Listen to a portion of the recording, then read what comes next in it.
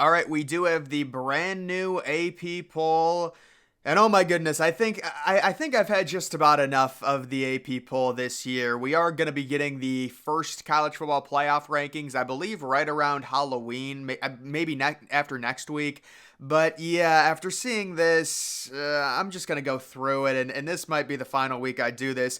So they still have Georgia as the number one team in the nation. Georgia is sitting 1-6 against the spread.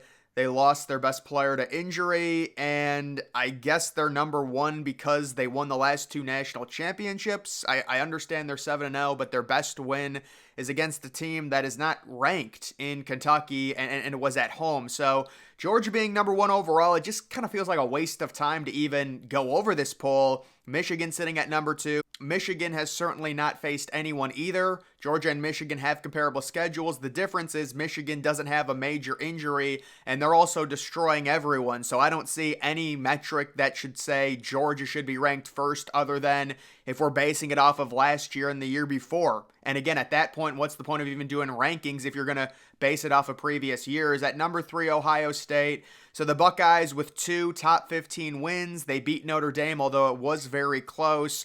And then they did beat Penn State at home. Game very easily could have been 20-6. Penn State scored a late touchdown. Certainly Ohio State this year, it's different than in years past. There's just not that extra dominance level that we're used to seeing from them, mainly because of the quarterback issues. Also, Ohio State, really bad run blocking team.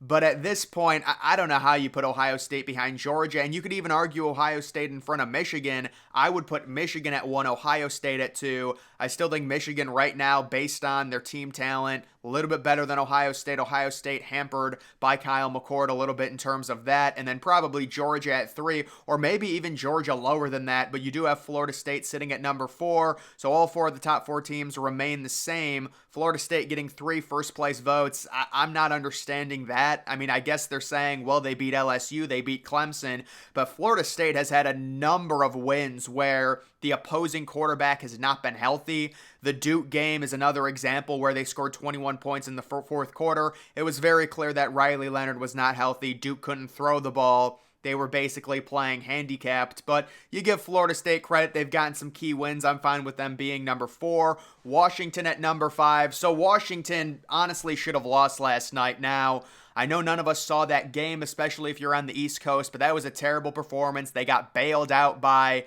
the refs picking up a pass interference call. Arizona State, who came into the game with 1 win, outgained Washington significantly. Washington has 0 running ability, so I'm very concerned about Washington. Even after their win against Oregon a few weeks ago, they very easily could have lost that game. That was a very bad performance against Arizona State at home.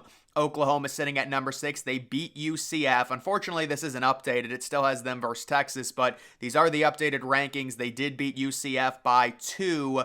UCF kind of honestly in control of that game going into the third quarter. Oklahoma, that's another team. A little bit of a red flag. Close game against a team, your 17-point favorites. And then you do have Texas at number 7 right behind Oklahoma. There's another game, against Houston. I thought it would be close, and it was close, and Texas kind of got lucky on a crazy, horrible spot on 4th down. That game looked like it had overtime written all over it. Maybe Houston might have even tried to go for 2 and for the win, possibly to win that game 32-31. Either way, Texas wins that game. We're going to have to see Quinn Ewers possibly getting injured. You do have Oregon sitting at number 8, so Oregon ends up beating Washington State at home. They don't cover the spread, but it was kind of a workmanlike performance. They really controlled that entire second half. Alabama moving up 2 spots. They're inside of the top 10. They've had a really good resume at this point. They are stacking good wins together, and if they keep winning, they're going to have a really good resume at the end of the season. Their only loss would be to Texas, and right now they are undefeated in the SEC. They're going to have a massive game with LSU that's going to decide their season after their bye week this next week. You do have Penn State still sitting at number 10. So, again, just kind of a lack of logic when it comes to these rankings, because if Penn State is the 10th best team, you're ranking Ohio State at number 3. You're giving them a home win against the number 10 team and a road win against the number 14 team in Notre Dame, and you still keep Ohio State at number 3. The logic is just, it's really lacking. I mean, Penn State, I think number 10 is a fine spot. I might even have them at number 9, but they certainly got exposed. They do not have good enough weapons on the outside to really contend with ultra elite teams. It seemed like Ohio State gave Penn State a few opportunities there, on the muffed punt, and Penn State just couldn't take advantage of it because they can't throw, So Penn State right now, when they face Michigan at home, I think everyone's expecting Michigan to win that game. Although it is college football, they're going to be at home. It's going to be a raucous environment. Unfortunately, that game is probably also at big noon, so the atmosphere might be altered a little bit. Maybe that game will be at 3:30 on CBS. I can only hope. Next, we do have Oregon State sitting at number 11. So Oregon State coming off a bye. That's a nice ranking for them. Ole Miss at number 12. Ole Miss continues to win. Not by much, but they beat Auburn on the road. It's solid. They're 6-1 at this point. You do have Utah also sitting at 6-1 after beating USC. Some people might have thought they would move up more than that, considering USC was ranked. It was on the road. USC was 6.5 to 7-point favorites. But the problem with Utah is the lack of offensive explosiveness. You've got Notre Dame sitting at number 14, up one spot after the bye week. They've got a nice easy game at home against Pittsburgh this coming week. You have LSU moving up 4 spots all the way to number 15 after crushing Army 62-0. LSU making a move. Not surprised considering their analytics are really good. Also, you've got Missouri up 4 spots, sitting right now 7-1. What a season for them, and they're going to have a big opportunity later in the season. They've got a few big games coming up. Can they possibly make the SEC championship? I remember when Missouri made it in 2013.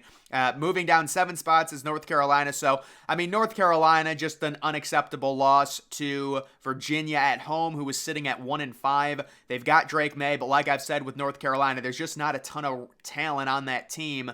They're down to 17. Louisville up 3 spots. They're coming off a bye. Air Force up inside the top 20 at number 19. They're the best Group of 5 team right now in terms of ranking. The only remaining undefeated team. Well, I guess also James Madison is undefeated, but Air Force at number 19. They're in pole position to possibly make a New Year's Six bowl. You do have Duke moving down 4 spots. A very unfortunate loss for them against FSU with the quarterback injury. Tennessee down 4 spots after losing to Alabama. They put up a decent fight. They were up 20-7, but their offense is just not good enough at this point. So Tennessee gets crushed in the second half. They lost 31-0 in the second half, or maybe 27-0. They were shut out. Tulane up 1 spot. They beat North Texas, but only by 7 points. Kind of surprising considering they were 20-point favorites. You do have UCLA also up 2 spots. UCLA, very nice performance against Stanford where they won that game 42-7. Dante Moore was not playing in it, but UCLA, they're looking good. USC still ranked, down 6 spots. I know a lot of people are going to be mad about that. A lot of people want USC unranked. I don't mind that. They're still 6-2. They still have a high, very explosive offense. So they're ranked number 24, and we'll see. Obviously, we expect USC to be completely knocked out of potential New Year's Six bowl contention when they face both Washington and Oregon.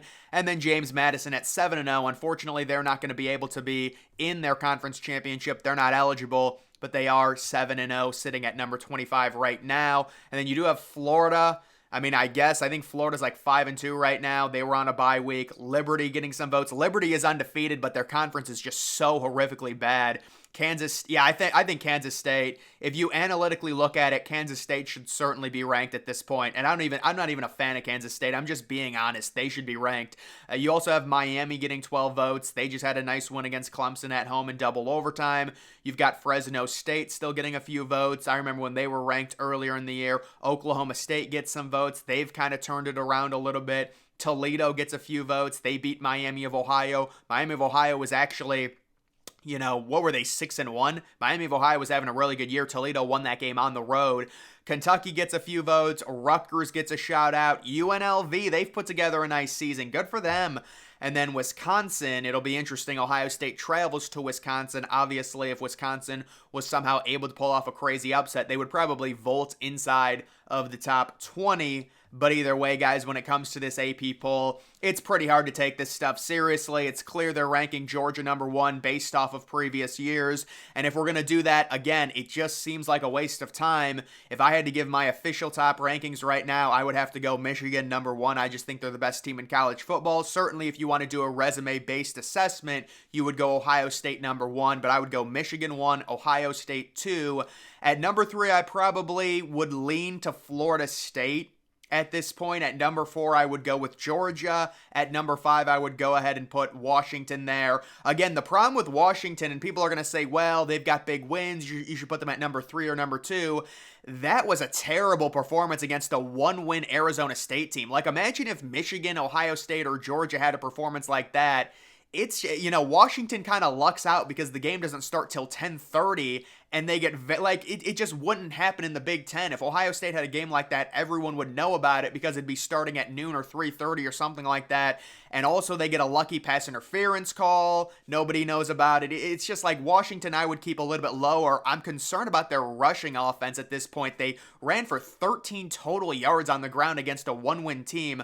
Oklahoma being at, actually, I might have Oklahoma in front of Washington, but both of those teams do have flaws. Oklahoma also cannot run the ball. But I do like Oklahoma. They just kind of had a very strange game against UCF. They've got Texas at number 7.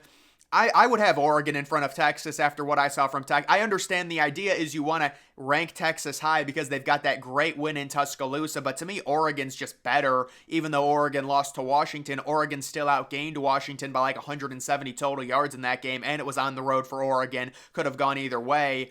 And then you're looking at a team like Alabama, and I think Alabama at this point, they've just got such a talented team, a good defense. They certainly are streaky.